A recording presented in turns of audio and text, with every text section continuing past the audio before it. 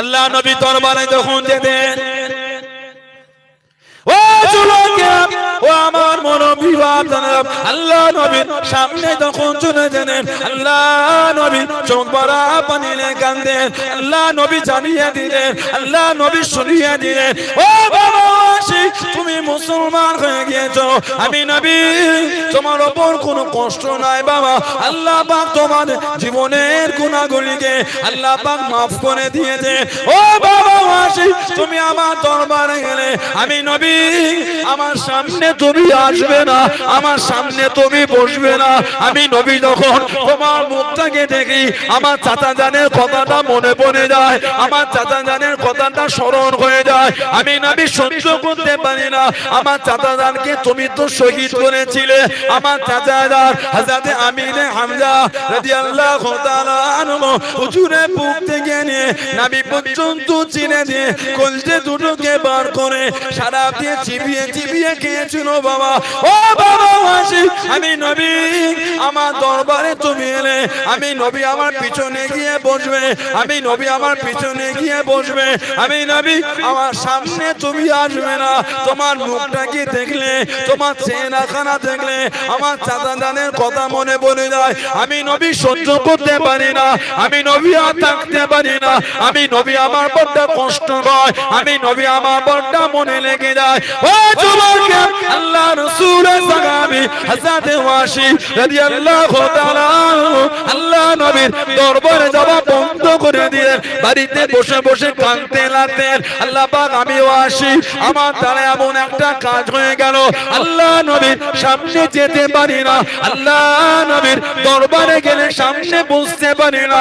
ও যুবক, আল্লাহ নবীর ওফা শরীফের পরে আবু বকর সিদ্দিকের জামানায় এই রিদ্দাতজনতে হযরত ওয়াসি মুসাইলামাতুল কাজ্জাবকে যেদিন মেরেছে, ওই দিন রাতে আল্লাহ নবীকে স্বপ্নের মধ্যে দেখতে পেলেন, খবরের মধ্যে দেখতে পেলেন। আল্লাহ নবী জানিয়ে দিলেন, আল্লাহ নবী শুনিয়ে দিলেন, ও বাবা ওয়াসি রাদিয়াল্লাহু তাআলা আনহু, ইসলামের যে উপকারটা করেছো বাবা, ইসলামের যে উপকারটা করেছো বাবা, আমি নবী তোমার উপর খুশি হয়ে গেলাম। জোরে বলুন সুবহান, আর একটু জোরে বলুন সুবহান।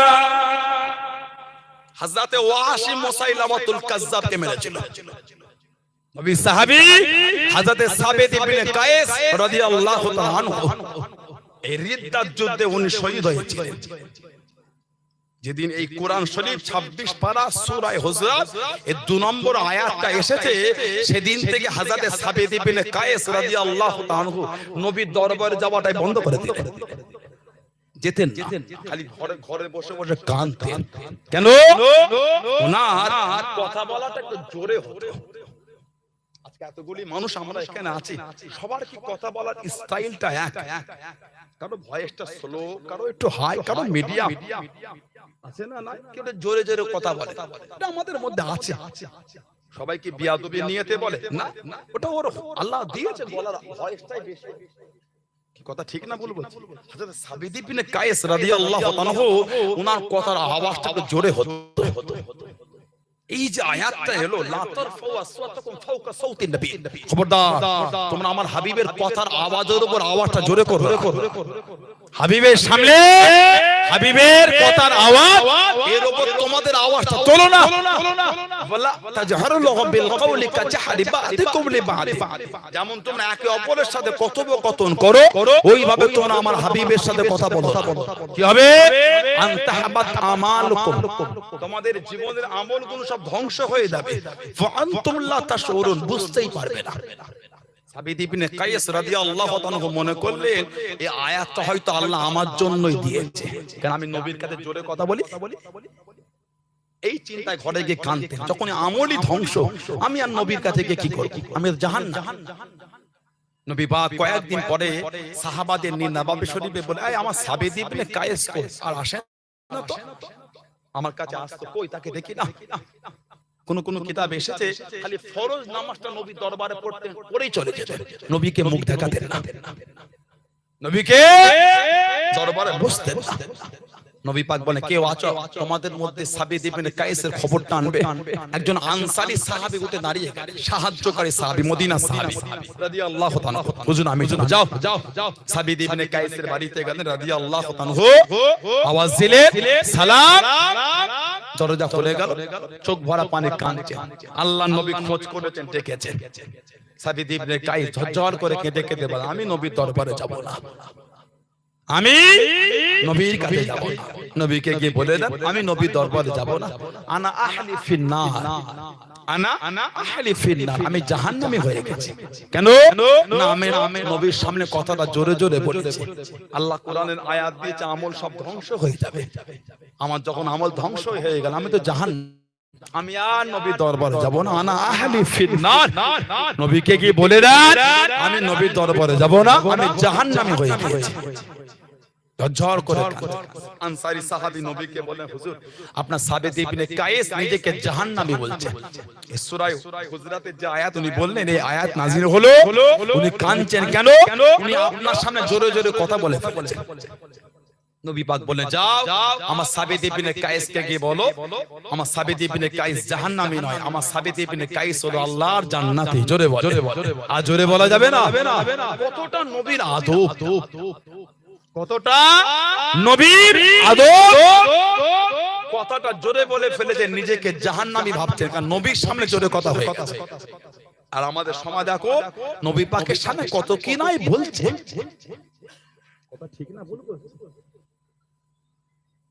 নবীর নামে কত কি নাই বলে আটকাই না মুখটা কাঁপেও না এতে বলতে বলতে এতটাই আগিয়ে গেল বলে কিয়ামতে নবী মিজানের দাঁড়িপাল্লার সামনে ফ্যাল করে তাকিয়ে থাকবে কেন না আমার নবীর নাকি আমলনামা মাপা হবে জোরে বলে আস্তাগফিরুল্লাহ বলেন বেঈমান কাফের হয়ে যাবে নবীর গুনাহ আছে বলেন না আপনারা আকায়েদে নাসাফি কিতাবে এসেছে কুল্লু আম্বিয়াউন মাসুম প্রত্যেক নবীরা হলেন মাসুম গুনাহ নাই আর আল্লাহ পাক আমার নবীর জন্য আল্লাহ কোরআন শরীফে খাস করে বলেছেন হাবিব আপনার আগে পরে সবটাই maaf জোরে বললেন না আগে পরে সব maaf সেই নবীর শানে বলতে বলতে বলে দিল কিয়ামতে আমার নবী মিজানের দাড়ি পাল্লায় ফ্যাল করে দেখবে গুনার দিকে গুনাহ উঠবে সওয়াবের দিকে সওয়াব গুনাহটা ভারী হচ্ছে না সওয়াবেরটা ভারী মনে হয় নবীর শানে এই বিয়াদবিটা করলে ঈমান থাকবে বলে মনে হয় লা হাওলা ওয়ালা কুওয়াতা ইল্লা বিল্লাহ বিয়াদবি করতে করতে চরম পর্যায়ে পৌঁছে গেছে বিয়াদবি করতে করতে চরম বলতে বলতে এটাও বলে ফেলছে নবী পাকের মুখ থেকে গন্ধ বেরোতো আস্তাগফিরুল্লাহ বলেন যে নবীর নূরের বাদান শরীফের পেশানি থেকে মিশক আম্বারের খুশবু বার হতো আর জোরে বলবেন না আহা আমার নবী নূরের বাদান শরীফের পেশানিগুলি সাহাবারা তুলে তুলে রেখে দিতেন কোথায় গেলে ওটা শরীরে মেখে যেতেন যেখানে প্রবেশ করতে সময় খালি খুঁজতেন কে কি মেখে এলেন সাহাবারা বলতেন তেমন কিছু নয় তো নবী পাকের নূরের বাদান শরীফের পেশানি মেখেছে এত খুশবু গোটা মজলিস মাতোয়ারা হয়ে যেত জোরে বলবেন আজ জোরে বলা যাবে না আজকে বলেন আমাদের এই এলাকা নদিয়া এই এলাকা মালিয়াডাকা হরিণঘাটা দাইলালপুর ফতেপুর বলে এই নদিয়ার এই চত্বর নগরুখরা এই নদিয়ার এলাকায় কে যে কখন কোন রাস্তাতে যায় বলতে পারবেন না দেখে ভুলে যাচ্ছে সকালবেলা দেখা হলো 10টার সময় সন্ধ্যাবেলা কি কতদিন তোকে দেখি ওই সে সকালে গল্প করলি এই ভুলে গেছে কথা বলে না এটা হ্যাঁ সকালে দেখে ভুলে যায় আর আমাদের নবী যে রাস্তা দিয়ে একবার যেতেন কখন গিয়েছে কেউ দেখে না দেখা দাঁড়িয়ে বলে দিত ওই রাস্তাতে গেলে আজকে এই রাস্তাতে আমার নবী গিয়েছে কেন আমার নবী যে রাস্তা দিয়ে যেতেন আল্লাহ ওই রাস্তাটাকে সারা দিন মিশক আম্বারের খুশবুতে আমার আল্লাহ ভরপুর করে দিত আর জোরে বলা গেল না সেই নবীর মুখে গন্ধ আহা বাঁধলো না তুমি আবার সেই লোকটাকে সাপোর্ট দিচ্ছ তোমার ঈমানে কুলোলো ওটা তোমার নবীর সাথে বিয়াদবি করেছে নবী আমাদের জন্য জান্নাত আল্লাহ আমার নবীকে আমাদের জন্য আল্লাহ জান্নাত বানিয়েছে। মান হাব্বা সুন্নতি ফাকাত হাব্বানি ওয়া মান হাব্বানি কানা মাই ফিল জান্নাহ। মান হাব্বা সুন্নতি, যে আমার সুন্নতকে ভালোবাসলো, ফাকাত আহাব্বানি, সেজন্য আমি রাসূল প্রকৃতপক্ষে আমাকেই ভালোবাসলো। ওয়া মান হাব্বানি, আর যে আমাকে ভালোবাসলো, কানা মাই ফিল জান্নাহ, তার জায়গাটা আমার আল্লাহ জান্নাত করে দিয়েছে।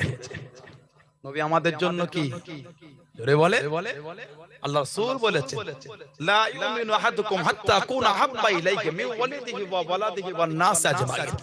বুখারী শরীফ, মুসলিম শরীফ, মুত্তাফাকুন আলাইহি হাদিস। ততক্ষণ পর্যন্ত কামেলে মুমিন হতে পারবে না, যতক্ষণ পর্যন্ত না তার মা বাপ, সন্তান, সন্ততি, এমনকি সবকিছুর থেকে আমি নবী আমাকে বেশি না ভালোবাসতে পারবে, ততক্ষণ পর্যন্ত কেউ কামেলে মুমিনই হবে না। কামেলে মুমিন হতে গেলে সবথেকে বেশি আমাদের রাসূলকে ভালোবাসতে হবে। সেই নবীর মুখে গন্ধ। মালিয়াডাঙ্গায় এতগুলি ভাই আপনারা জলসায় আজকে এসেছেন, বলে কেউ একজন ব্যক্তি আছেন, উঠে দাঁড়াবেন, সানাউল্লাহ সিদ্দিকের থুতু ফেলবো, থুতু হাতে পেতে মাখতে হবে না, আমার থুতু আপনাদের মাখতে হবে না।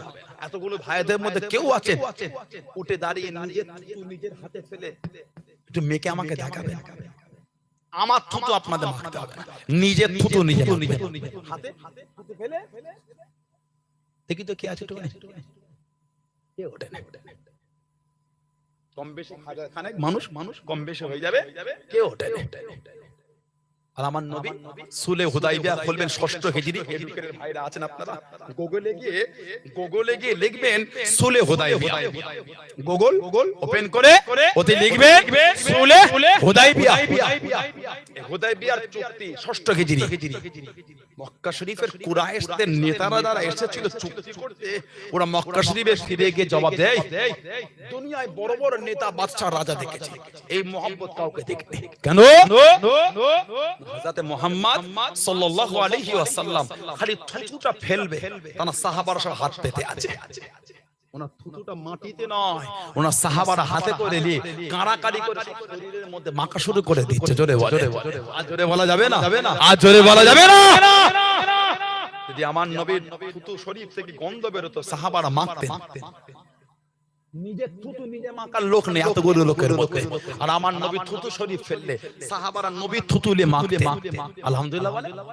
সেই নবীর মুখে গন্ধ পারলেন বলেন, তবে জানবে কিয়ামতের কাতার হবে 120, খালি আমার নবীর কাতার হবে 80টা। সুবহানাল্লাহ বলবেন না? সেদিন কোন কাতারে দাঁড়াবে, কাতারটা দুনিয়া থেকে ঠিক করে যেও, কেন নবী যদি একবার বলে দেয় নাসিতু কামা নাসিতা, নাসিতু আমি নবী তোমায় ভুলে গেলাম, কামা যেমন নাসিতা তুমি আমাকে নাসিতু কামা নাসিতা, আমি নবী তোমায় ভুলে গেলাম যেমন আমাকে ভুলেছিলে দুনিয়া। সেই দিন কোন নবীর কাতারে দাঁড়াবে, দুনিয়া থেকে ঠিক করে যাও। আল্লাহ আমাদের হেফাজত করে, আল্লাহ পাক আমাদের সকলকে শয়তানি ওয়াসওয়াসা থেকে হেফাজত করে, আল্লাহ আমাদের সকলকে প্রকৃতপক্ষে নবীকে ভালোবাসা তৌফিক ইনায়াত করে, বলেন আমিন। আল্লাহ দয়াময় দয়া করে আল্লাহ শরীয়তের বিধানে চলা তৌফিক দান করে, বলুন আমিন। জোরে বলেন আমিন, জোরে বলেন আল্লাহুম্মা আমিন। একটু দরুদ শরীফ আল্লাহুম্মা।